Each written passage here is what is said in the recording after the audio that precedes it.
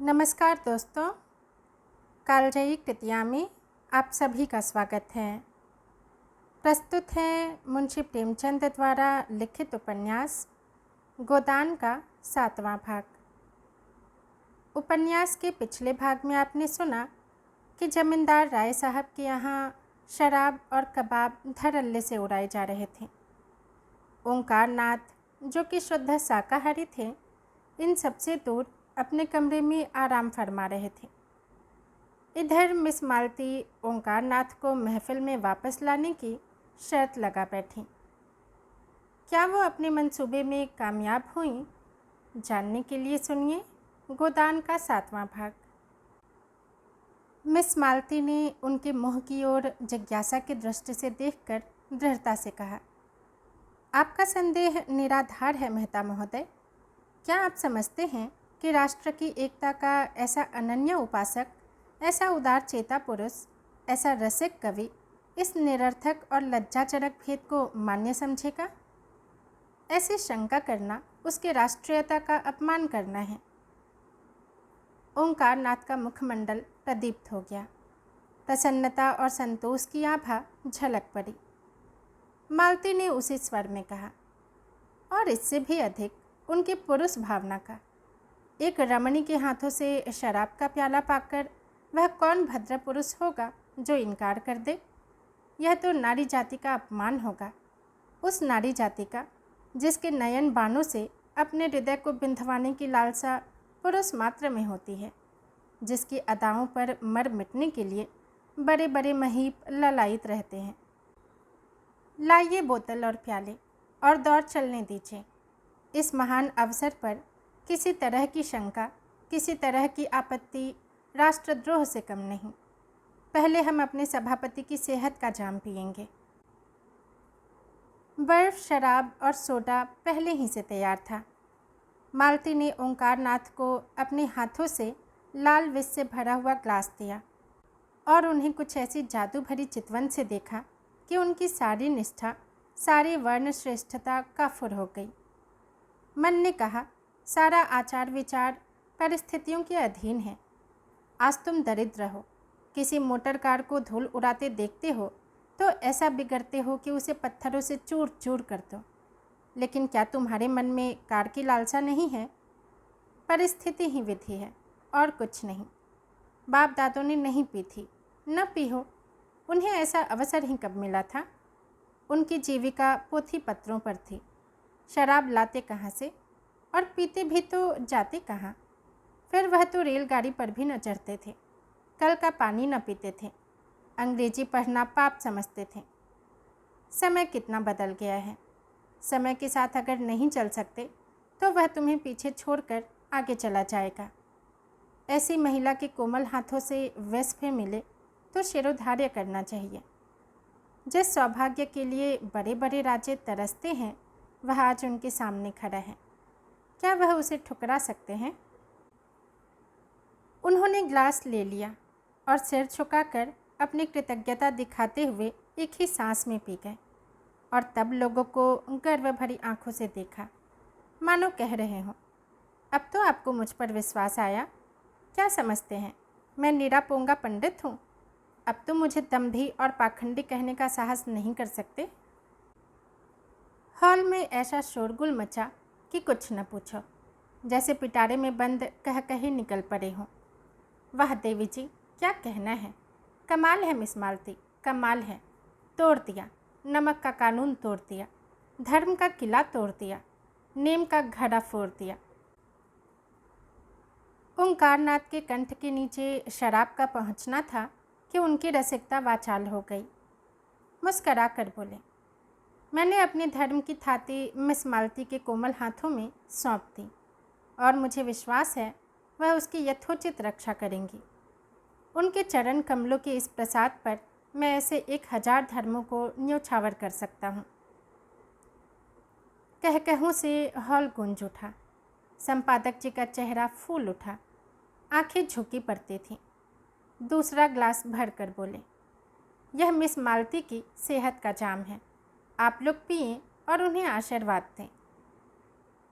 लोगों ने फिर अपने अपने ग्लास खाली कर दिए। उसी वक्त मिर्ज़ा खुर्शीद ने एक माला लाकर संपादक जी के गले में डाल दी और बोले, सज्जनों, फिदवी ने अभी अपने पूज्य सदर साहब की शान में एक कसीदा कहा है। आप लोगों की इजाज़त हो तो सुनाऊं? चारों तरफ से आवाज़ें आईं, हाँ हाँ, ज़रूर सुनाइए। ओंकारनाथ भंग तो आए दिन पिया करते थे और उनका मस्तिष्क उसका अभ्यस्त हो गया था, मगर शराब पीने का उन्हें यह पहला अवसर था। भंग का नशा मंथर गति से एक स्वप्न की भांति आता था और मस्तिष्क पर मेघ के समान छा जाता था। उनकी चेतना बनी रहती थी। उन्हें खुद मालूम होता था कि इस समय उनकी वाणी बड़ी लच्छेदार है और उनकी कल्पना बहुत प्रबल। शराब का नशा उनके ऊपर सिंह की भांति झपटा और दबोच बैठा। वह कहते कुछ हैं, मुँह से निकलता कुछ है। फिर यह ज्ञान भी जाता रहा। वह क्या कहते हैं और क्या करते हैं, इसकी सुधि ही न रही। यह स्वप्न का रोमानी वैचित्र न था, जागृति का वह चक्कर था जिसमें साकार निराकार हो जाता है। न जाने कैसे उनके मस्तिष्क में यह कल्पना जाग उठी कि कसीदा पढ़ना कोई बड़ा अनुचित काम है। मेज पर हाथ पटक कर बोले, नहीं, कदापि नहीं, यहाँ कोई कसीदा नहीं होगा, नहीं होगा। हम सभापति हैं, हमारा हुक्म है। हम अभी इस सब को तोड़ सकते हैं, अभी तोड़ सकते हैं, सभी को निकाल सकते हैं।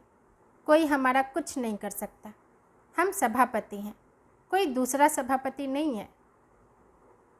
मिर्जा ने हाथ जोड़कर कहा, हुजूर, इस कसीदे में तो आपकी तारीफ़ ही की गई है। संपादक जी ने लाल पर ज्योतिहीन नेत्रों से कहा, तुम हमारी तारीफ़ क्यों की? क्यों की? बोलो, क्यों हमारी तारीफ़ की? हम किसी का नौकर नहीं है, किसी के बाप का नौकर नहीं है, किसी साले का दिया नहीं खाते। हम खुद संपादक हैं, हम बिजली का संपादक हैं। हम उसमें सबका तारीफ़ करेगा। देवी जी, हम तुम्हारा तारीफ़ नहीं करेगा। हम कोई बड़ा आदमी नहीं है, हम सबका गुलाम हैं। हम आपका चरण रज है। मालती देवी हमारी लक्ष्मी, हमारी सरस्वती, हमारी राधा। यह कहते हुए वे मालती के चरणों की तरफ झुके और मुंह के बल फर्श पर गिर पड़े। मिर्जा खुर्शीद ने दौड़कर उन्हें संभाला और कुर्सियां हटाकर वहीं ज़मीन पर लिटा दिया। फिर उनके कानों के पास मुंह ले जाकर बोले, राम राम सत्य है, कहिए तो आपका जनाजा निकालें। राय साहब ने कहा, कल देखना कितना बिगड़ता है। एक एक को अपने पत्र में रगेदेगा और ऐसा रगेदेगा कि आप भी याद करेंगे। एक ही दुष्ट है, किसी पर दया नहीं करता, लिखने में तो अपना जोर नहीं रखता। ऐसा गधा आदमी कैसे इतना अच्छा लिखता है, यह रहस्य है। कई आदमियों ने संपादक जी को उठाया और ले जाकर उनके कमरे में लिटा दिया। उधर पंडाल में धनुष यज्ञ हो रहा था। कई बार इन लोगों को बुलाने के लिए आदमी आ चुके थे। कई हुक्काम भी पंडाल में आ पहुँचे थे। लोग उधर जाने को तैयार हो रहे थे कि सहसा एक अफ़गान आकर खड़ा हो गया। गोरा रंग, बड़ी बड़ी मूछें, ऊंचा कद, चौड़ा सीना, आँखों में निर्भयता का उन्माद भरा हुआ, ढीला नीचा कुर्ता, पैरों में सलवार, जरी के काम की सदरी, सिर पर पगड़ी और कुलाह, कंधों में चमड़े का बैग लटकाए, कंधे पर बंदूक रखे और कमर में तलवार बांधे न जाने किधर से आकर खड़ा हो गया और गरज कर बोला, खबरदार, कोई यहाँ से मत जाओ। हमारा 7 का आदमी पर डाका पड़ा है। यहाँ का जो सरदार है वह हमारा आदमी को लूट लिया है। उसका माल तुमको देना होगा, एक एक कौड़ी देना होगा। कहाँ है सरदार? उसको बुलाओ। राय साहब ने सामने आकर क्रोध भरे स्वर में कहा, कैसी लूट, कैसा डाका? यह तुम लोगों का काम है। यहाँ कोई किसी को लूटता नहीं। साफ साफ कहो, क्या मामला है? अफ़गान ने आंखें निकाली और बंदूक का कुंदा ज़मीन पर पटक कर बोला, हमसे पूछता है कैसा लूट, कैसा डाका? तुम लूटता है, तुम्हारा आदमी लूटता है। हम यहाँ की कोठी का मालिक है। हमारी कोठी में 25 जवान हैं। हमारा आदमी रुपए तहसील कर लाता था, 1000। वह तुम लूट लिया और कहता है कैसा डाका। हम बताएगा कैसा डाका होता है। हमारा 2500 जवान अभी आता है, हम तुम्हारा गांव लूट लेगा। कोई साला कुछ नहीं कर सकता, कुछ नहीं कर सकता। खन्ना ने अफगान के तेवर देखे तो चुपके से उठे कि निकल जाएं। सरदार ने जोर से डांटा, कहाँ जाता तुम? कोई कहीं नहीं जा सकता। नहीं, हम सबको कत्ल कर देगा, अभी फायर कर देगा। हमारा तुम कुछ नहीं कर सकता। हम तुम्हारा पुलिस से नहीं डरता। पुलिस का आदमी हमारा शक्ल देखकर भागता है। हमारा अपना कांसल है, हम उसको खत लिखकर लाट साहब के पास जा सकता है। हम यहाँ से किसी को नहीं जाने देगा। तुम हमारा 1000 रुपया लूट लिया, हमारा रुपया नहीं देगा तो हम किसी को जिंदा नहीं छोड़ेगा। तुम सब आदमी दूसरों के माल को लूट करता है और यह मासूक के साथ शराब पीता है। मिस मालती उसकी आंख बचाकर कमरे से निकलने लगी कि वह बाज की तरह टूटकर उनके सामने आ खड़ा हुआ और बोला, तुम इन बदमाशों से हमारा माल दिलवाए, नहीं हम तुमको उठा ले जाएगा, अपने कोठी में जश्न मनाएगा। तुम्हारा हुस्न पर हम आशिक हो गया। या तो हमको 1000 अभी अभी दे दे, या तुमको हमारे साथ चलना पड़ेगा। तुमको हम नहीं छोड़ेगा। हम तुम्हारा आशिक हो गया है। हमारा दिल और जिगर फटा जाता है। हमारा इस जगह 25 जवान हैं। इस जिला में हमारा 500 जवान काम करता है। हम अपने कबीले का खान है। हमारे कबीला में 10,000 सिपाही है। हम काबुल के अमीर से लड़ सकता है। अंग्रेज़ सरकार हमको 20,000 सालाना खिराज देता है। अगर तुम हमारा रुपया नहीं देगा तो हम गांव लूट लेगा और तुम्हारा माशूक को उठा ले जाएगा। खून करने में हमको लुत्फ़ आता है। हम खून का दरिया बहा देगा। मजलिस पर आतंक छा गया। मिस मालती चहकना भूल गईं। खन्ना की पिंडलियां काँप रही थीं। बेचारे चोट चपेट के भय से एक मंजिले बंगले में रहते थे। जीने पर चढ़ना उनके लिए सूली पर चढ़ने से कम न था। गर्मी में भी डर के मारे कमरे में सोते थे। राय साहब को ठकुराई का अभिमान था। वह अपने ही गांव में एक पठान से डर जाना हास्यास्पद समझते थे, लेकिन उसकी बंदूक का क्या करते। उन्होंने जरा भी ची चपड़ किया और उसने बंदूक चलाई। होश तो होते ही हैं यह सब, और निशाना भी इन सबों का कितना अचूक होता है। अगर उसके हाथ में बंदूक न होती तो राय साहब उसे सींग मिलाने को भी तैयार हो जाते। दुष्ट किसी को बाहर नहीं जाने देता, नहीं तो दम के दम में सारा गांव जमा हो जाता और इसके पूरे जत्थे को पीट पीट कर रख देता। आखिर उन्होंने दिल मजबूत किया और जान पर खेल कर बोले, हमने आपसे कह दिया कि हम चोर डाकू नहीं हैं। मैं यहाँ के कौंसिल का मेंबर हूँ और यह देवी जी लखनऊ की सुप्रसिद्ध डॉक्टर हैं। यहाँ सभी शरीफ और इज्जतदार लोग जमा हैं। हमें बिल्कुल खबर नहीं आपके आदमियों को किसने लूटा। आप जाकर थाने में रपट कीजिए। खान ने ज़मीन पर पैर पटका, पैतरे बदले और बंदूक को कंधों से उतारकर हाथ में लेता हुआ दहाड़ा, मत बकबक करो। कौंसिल का मेंबर को हम इस तरह पैरों से कुचल देता है। ज़मीन पर पांव रगड़ता हुआ बोला, हमारा हाथ मजबूत है, हमारा दिल मजबूत है। हम खुदा ताला के सिवा और किसी से नहीं डरता। तुम हमारा रुपया नहीं देगा तो हम, राय साहब की तरफ इशारा करके बोला, अभी तुमको कत्ल कर देगा। अपनी तरफ बंदूक की दो नाली देखकर राय साहब झुककर मेज के बराबर आ गए। अजीब मुसीबत में जान फंसी थी। शैतान बरबस कहे जाता है, तुमने हमारे रुपए लूट लिए। न कुछ सुनता है, न कुछ समझता है, न किसी को बाहर आने जाने देता है। नौकर चाकर सिपाही प्यादे सब धनुष यज्ञ देखने में मग्न थे। जमींदारों के नौकर यूँ भी आलसी और कामचोर होते हैं।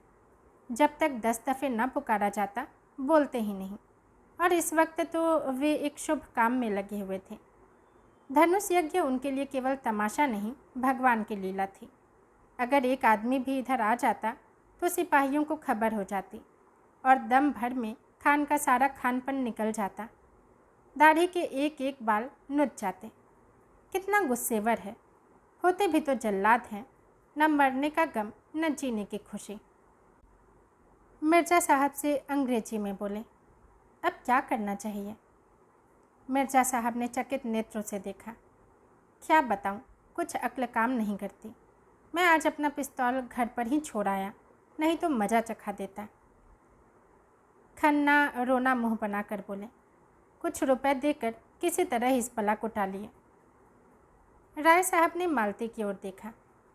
देवी जी, अब आपकी क्या सलाह है? मालती का मुखमंडल तमतमा रहा था। बोली, होगा क्या, मेरी इतनी बेइज्जती हो रही है और आप लोग बैठे देख रहे हैं। 20 मर्दों के होते एक उज्जड पठान मेरी इतनी दुर्गति कर रहा है और आप लोगों के खून में जरा भी गर्मी नहीं आती। आपको जान इतनी प्यारी है, क्यों एक आदमी बाहर जाकर शोर नहीं मचाता? क्यों आप लोग उस पर झपट कर उसके हाथ से बंदूक नहीं छीन लेते? बंदूक ही तो चलाएगा, चलाने दो, 1 या 2 की जान ही तो जाएगी, जाने दो। मगर देवी जी मर जाने को जितना आसान समझती थीं और लोग न समझते थे। कोई आदमी बाहर निकलने की फिर हिम्मत करे और पठान गुस्से में आकर 10-5 फायर कर दे तो यहाँ सफाया हो जाएगा। बहुत होगा पुलिस उसे फांसी की सज़ा देगी, वह भी क्या ठीक, एक बड़े कबीले का सरदार है, उसे फांसी देते हुए सरकार भी सोच विचार करेगी। ऊपर से दबाव पड़ेगा। राजनीति के सामने न्याय को कौन पूछता है? हमारे ऊपर उल्टे मुकदमे दायर हो जाएं और दंडकारी पुलिस बिठा दी जाए तो आश्चर्य नहीं। कितने मज़े से हंसी मजाक हो रहा था। अब तक ड्रामा का आनंद उठाते होते, इस शैतान ने आकर एक नई विपत्ति खड़ी कर दी और ऐसा जान पड़ता है बिना 2 एक खून किए मानेगा भी नहीं। खन्ना ने मालती को फटकारा। देवी जी, आप तो हमें ऐसा लताड़ रही हैं मानो अपनी प्राण रक्षा करना कोई पाप है। प्राण का मोह प्राणी मात्र में होता है और हम लोगों में भी हो तो कोई लज्जा की बात नहीं। आप हमारी जान इतनी सस्ती समझती हैं, यह देखकर मुझे खेद होता है। 1000 का ही तो मामला है, आपके पास मुफ्त के 1000 हैं, उसे देकर क्यों नहीं विदा कर देती? आप खुद अपनी बेइज्जती करा रही हैं, इसमें हमारा क्या दोष? राय साहब ने गर्म होकर कहा, अगर इसने देवी जी को हाथ लगाया तो चाहे मेरी लाश यहीं तड़पने लगे, मैं इससे भर जाऊंगा। आखिर यह भी आदमी ही तो है। मिर्जा साहब ने संदेह से सिर हिलाकर कहा, राय साहब, आप अभी तो इन सबों के मिजाज से वाकिफ़ नहीं हैं। यह फायर करना शुरू करेगा तो फिर किसी को जिंदा न छोड़ेगा। इनका निशाना बेखता होता है। मिस्टर तनखा बेचारे आने वाले चुनाव की समस्या सुलझाने आए थे। 10-5 हज़ार का वारा न्यारा करके घर जाने का स्वप्न देख रहे थे। यहाँ जीवन ही संकट में पड़ गया। बोले, सबसे सरल उपाय वही है जो अभी खन्ना जी ने बतलाया। 1000 की ही बात है और रुपए मौजूद हैं, तो आप लोग क्यों इतना सोच विचार कर रहे हैं? मिस मालती ने तनखा को तिरस्कार भरी आंखों से देखा। आप लोग इतने कायर हैं, यह मैं न समझती थी। मैं भी यह न समझता था कि आपको रुपए इतने प्यारे हैं और वह भी मुफ्त के। जब आप लोग मेरा अपमान देख सकते हैं तो अपने घर की स्त्रियों का अपमान भी तो देख सकते होंगे। तो आप भी पैसे के लिए अपने घर के पुरुषों को होम करने में संकोच न करेंगी। खान इतनी देर तक झल्लाया हुआ सा इन लोगों की गिटपिट सुन रहा था। एकाएक गरज कर बोला, अब नहीं मानेगा। इतनी देर से यहाँ खड़ा है, तुम लोग कोई जवाब नहीं देता। जेब से सीटी निकालकर तुमको एक लम्हा और देता है। अगर तुम रुपया नहीं देगा तो सीटी बजाएगा और हमारा 25 जवान यहाँ आ जाएगा, बस। फिर आंखों में प्रेम की ज्वाला भरकर उसने मिस मालती को देखा। तुम हमारे साथ चलेगा दिलदार, तुम्हारे ऊपर फिदा हो जाएगा, अपना जान तुम्हारे कदमों में रख देगा। इतना आदमी तुम्हारा आशिक है, मगर कोई सच्चा आशिक नहीं है। सच्चा इश्क क्या होता है हम दिखा देगा। तुम्हारा इशारा पाते ही अपने सीने में खंजर चुभा सकता है। मिर्जा ने घिघिया कर कहा, देवी जी, खुदा के लिए इस मुझी को रुपए दे दीजिए। खन्ना ने हाथ जोड़कर याचना की, हमारे ऊपर दया करो मिस मालती। राय साहब तन कर बोले, हरगिज़ नहीं, आज जो कुछ होना है हो जाने दीजिए। या तो हम खुद मर जाएंगे या इन जालिमों को हमेशा के लिए सबक सिखा देंगे। तनखा ने राय साहब को डांट बताई। शेर की मांद में घुसना कोई बहादुरी नहीं है, मैं इसे मूर्खता समझता हूँ। मगर मिस मालती के मनोभाव कुछ और ही थे। खान के लालसा प्रदीप्त नेत्रों ने उन्हें आश्वस्त कर दिया था और इस कांड में अब उन्हें मंचलेपन का आनंद आ रहा था। उनका हृदय कुछ देर इन नर पंगुओं के बीच में रहकर उसके बर्बर प्रेम का आनंद उठाने के लिए ललचा रहा था। शिष्ट प्रेम की दुर्बलता और निर्जीवता का उन्हें अनुभव हो चुका था। आज अक्खर अनगढ़ पठानों के उन्मत्त प्रेम के लिए उनका मन दौड़ रहा था, जैसे संगीत का आनंद उठाने के बाद कोई मस्त हाथियों की लड़ाई देखने के लिए दौड़े। उन्होंने खान साहब के सामने जाकर निशंक भाव से कहा, तुम्हें रुपए नहीं मिलेंगे। खान ने हाथ बढ़ाकर कहा, तो हम तुमको लूट ले जाएगा। तुम इतने आदमियों के बीच से हमें नहीं ले जा सकते। हम तुमको 1000 आदमियों के बीच से ले जा सकता है। तुमको जान से हाथ धोना पड़ेगा। हम अपने माशूक के लिए जिस्म का एक एक बोटी नुचवा सकता है। उसने मालती का हाथ पकड़कर खींचा। उसी वक्त होरी ने कमरे में कदम रखा। वह राजा जनक का माली बना हुआ था और उसके अभिनय ने देहातियों को हंसाते हंसाते लुटा दिया था। उसने सोचा, मालिक अभी तक क्यों नहीं आए? वह भी तो आकर देखें कि देहाती इस काम में कितने कुशल होते हैं। उनके यार दोस्त भी देखें। कैसे मालिक को बुलाए, वह अवसर खोज रहा था और जो ही मोहलत मिली दौड़ा हुआ यहाँ आया। मगर यहाँ का दृश्य देखकर बहुत चक्का सा खड़ा रह गया। सब लोग चुप्पी साधे थर थर कांपते कातर नेत्रों से खान को देख रहे थे और खान मालती को अपनी तरफ खींच रहा था। उसकी सहज बुद्धि ने परिस्थिति का अनुमान कर लिया। उसी वक्त राय साहब ने पुकारा, होरी दौड़ कर जा और सिपाहियों को बुला ला, जल्द दौड़। होरी पीछे मुड़ा था कि खान ने उसके सामने बंदूक तान कर डांटा, कहाँ जाता है सुअर, हम गोली मार देगा। होरी गंवार था। लाल पगड़ी देखकर उसके प्राण निकल जाते थे, लेकिन मस्त सांड पर लाठी लेकर पल पड़ता था। वह कायर न था, मारना और मरना दोनों ही जानता था, मगर पुलिस के हथकंडों के सामने उसकी एक न चलती थी। बंधे बंधे कौन फेरे, रिश्वत के रुपए कहाँ से लाएं, बाल बच्चों को किस पर छोड़े। मगर जब मालिक ललकारते हों तो फिर किसका डर? तब तो वह मौत के मुंह में भी कूद सकता है।